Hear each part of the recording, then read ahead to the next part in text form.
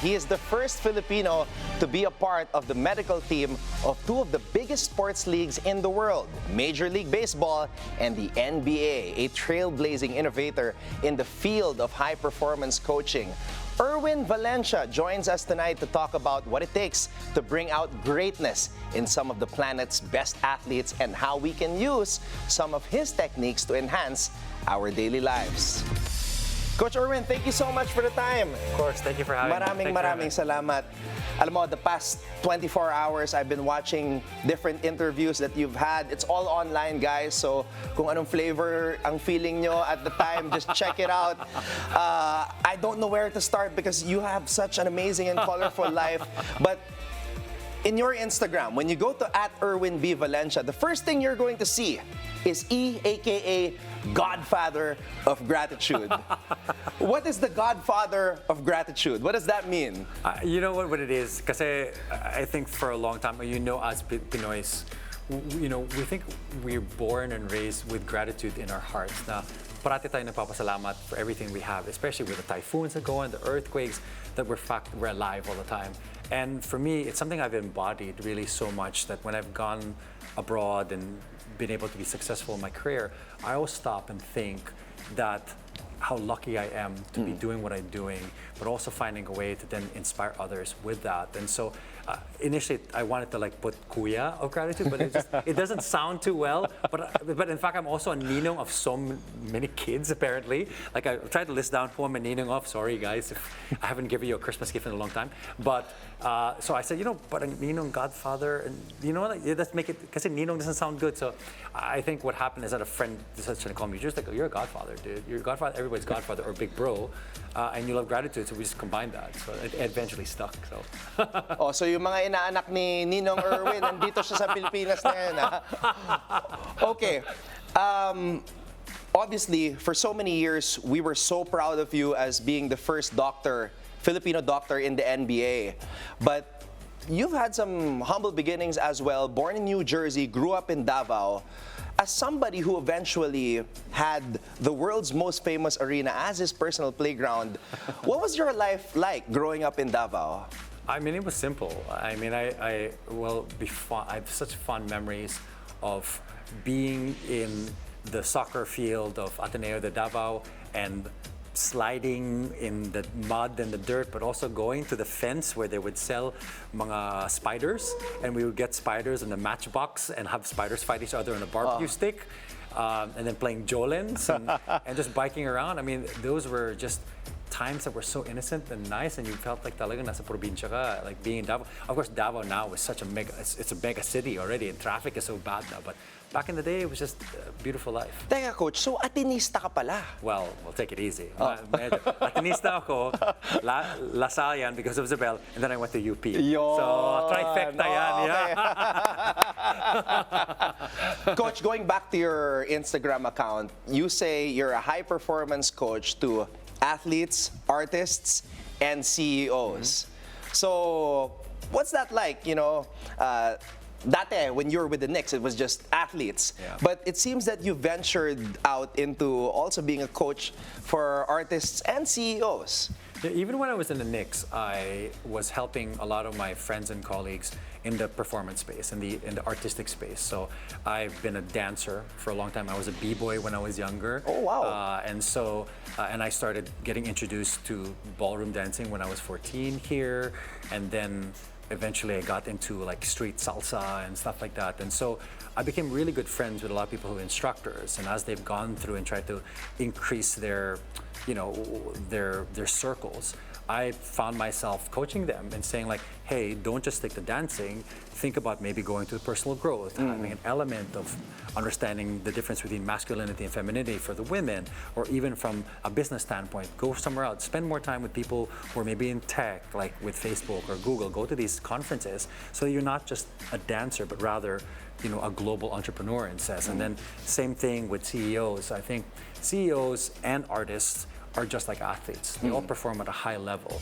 And for them to perform at a high level, they have to also find balance. And so I've been able to be that bridge for them.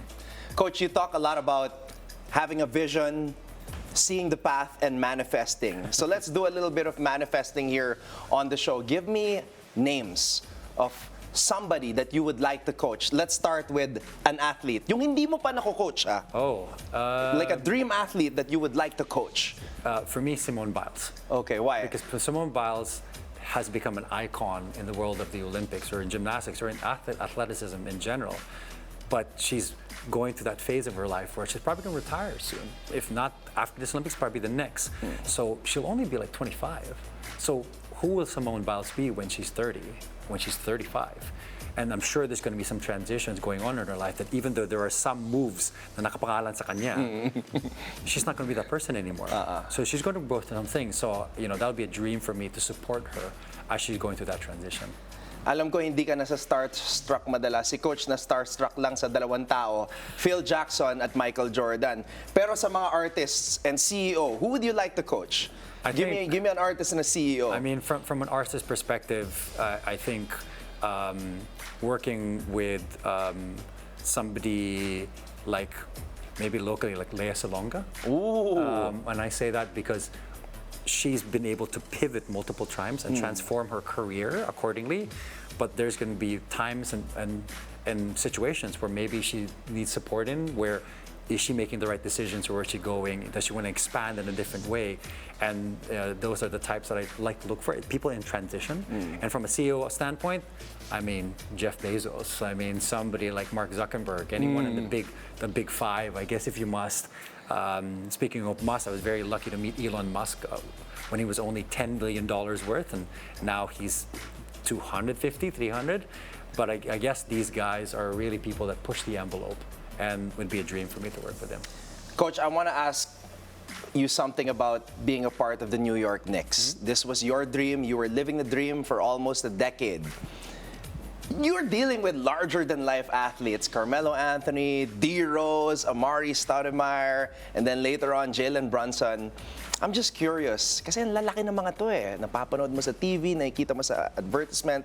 Is there like an intimidation factor when, you're gonna coach these guys? For me, not really. I think I look at each player as a human being. And so I think that's the difference.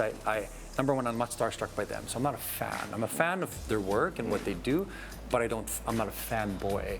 Because for me, I just see them as individual athletes and talents and skills, and I'm there just to purely support how they can be better at that. And so for me, it was all about just seeing them for who they are and asking them, what is this I can do to make them better, not just as an athlete, but as a human being. Has there ever been a situation wherein nag-away? Kasi ngayon, uso yung locker room stories. Was there ever a situation in New York where players had beef with each other and you had to step in and kind of like mediate and pacify the situation? I mean, there's a chain of command when that goes. It's usually the head coach that deals with, normally it's security first, and then coach, and then assistant coach. Or usually security, assistant coaches, head coach, and then I'm usually the last one. And I say that because I think we are somewhat discouraged to be involved in anything, and we always want the guys, and usually it's like whoever the team captain is, he's usually the person that really tries to start mediating that, because for us, what we do is we're there obviously for their well-being, their wellness, and their performance. And so for us, as long as whatever happens in the locker room, it's theirs to sort out. We're just merely there. Hopefully nothing happens on the physical side that we have to then fix, so to speak. Erwin, watching a lot of your interviews these past 24 hours, the main thing that I got was you're somebody who has achieved his dream. And this is something that the universe helped you to achieve as well. Napakaganda ng storya. But what happens next after a person achieves his dream? What's the next goal in life? You evolve. You figure out what the next dream is. And you ask yourself, how can this next dream now create an even bigger impact than the one you just had? I mean, obviously for me, as an 18-year-old kid, going to the NBA was everything for me.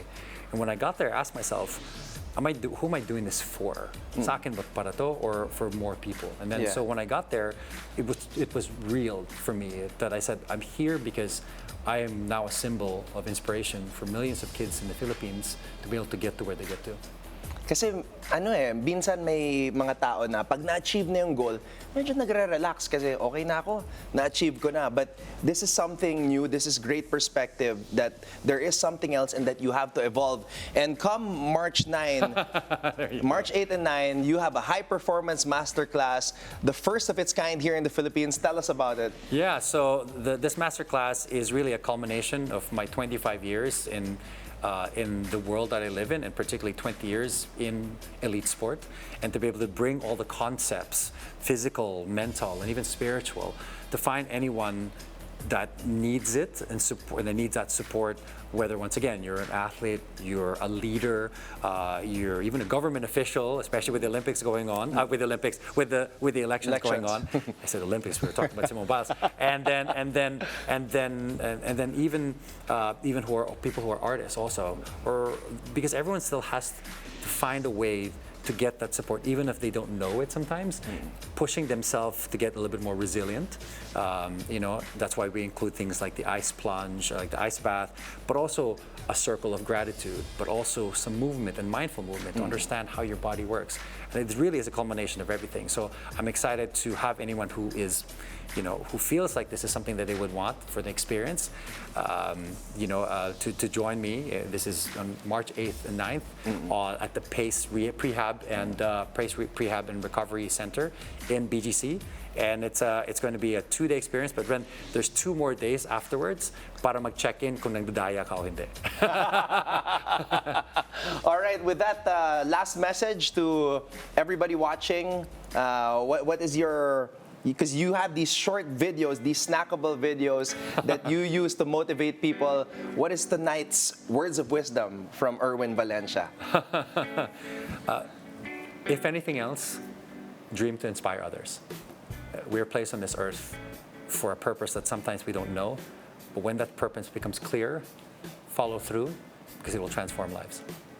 And with that, thank you so much, Coach E, for coming here to the Scorecard. My pleasure. Maraming salamat and best of luck this coming March 8 and 9. Thank you very much.